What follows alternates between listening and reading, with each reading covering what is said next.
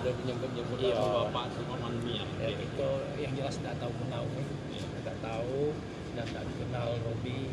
Jadi selanjutnya kita serahkan dengan pihak yang berwajib atau penegak hukum lah, kita percayakan ya.